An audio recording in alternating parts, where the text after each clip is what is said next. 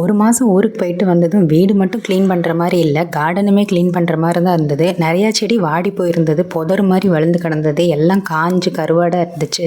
Indoor plans எல்லாம் கூட ஊருக்கு போகிறதுக்கு முன்னாடி நாங்கள் வெளியில் தான் வச்சுட்டு போனோம். மழை பெஞ்சா கொஞ்சம் தண்ணியெல்லாம் விட்ட மாதிரி கொஞ்சம் நல்லா இருக்குமே அப்படின்னு பார்த்தது. ஆனால் இருந்தாலுமே ஊர்லேருந்து வந்ததும் நிறையா செடியுமே வாடி போய் தான் இருந்துச்சு. அழகாக இருந்த கார்டன் ஒரு மாதம் மெயின்டெனன்ஸ் இல்லாமல் அமேசான் காடு மாதிரி ஆயிடுச்சு. சரி, எல்லாத்தையும் க்ளீன் பண்ணிவிட்டு வாடின செடியெல்லாம் மாற்றிடலாம் அப்படின்ட்டு தான் நாங்கள் அன்றைக்கி க்ளீன் பண்ணிகிட்டு இருந்தோம். கொஞ்சம் மழை பெஞ்சதில் பார்த்தீங்கன்னா பெரிய சைஸ் நத்தெல்லாம் நிறைய இருந்துச்சு. மண்ணெல்லாம் தோண்டி வேறு இதில் மாற்றலாம் அப்படிங்கும்போது மண்ணு கல் மாதிரி இருந்து பார்த்தா தேனியெல்லாம் அப்படி மண்ணுக்கடியில் கூடு கட்டி இருந்துச்சு. உள்ளே வெளியே எல்லாத்தையும் க்ளீன் பண்ணிவிட்டு மாற்றணுன்ற செடியெல்லாம் காரில் எடுத்து வச்சுட்டு இந்த மாதிரி க்ளீன் பண்ணி ஃபுல்லாக கழுவி விட்டாச்சு. கார்டனில் டேபிள் ஆரஞ்சு ஒன்று வச்சுருந்தோம். அதே தொட்டியில் ஏதோ பஜ்ஜி மிளகா விதை இதாயிருக்கு. ஏதோ பறவை எச்சம் போட்டு வளர ஆரம்பிச்சிருச்சு. ஆக்சுவலாக அது ரெண்டுமே அதில் இருக்கிறது ரொம்ப டிஸ்டர்பன்ஸாக இருந்தது. டேபிள் ஆரஞ்சுமே நிறைய காய் வந்துச்சு. ஆனால் ஒன்று கூட நல்லா இல்லை, ஸ்வீட்டாக இருக்கும்னு சொன்னாங்க. ஆனால் நல்லா இல்லை. ஸோ அதை மாற்றணும். அதை மாற்றினதுனால அந்த பஜ்ஜி மிளகா செடியும் எடுக்க வேண்டியதாயிருச்சு. ஸோ அதில் விதைக்காக 2 மட்டும் எடுத்துட்டு அதில் தாய்லாந்து மேங்கோ வாங்கிட்டு வச்சுருக்கோம். எப்படி இருக்குன்னு பார்க்கணும். கார்டனில் வாழை, கொய்யா, பப்பாளி எல்லாம் நல்லா வந்திருக்கு. இந்த வீடியோ நான் லாங் வீடியோவாக போஸ்ட் பண்ணியிருக்கேன். கீழே இருக்க டேக்ல இருக்க லிங்க்கை செக் பண்ணி ஃபுல் வீடியோ பார்க்கலாம். பாய்.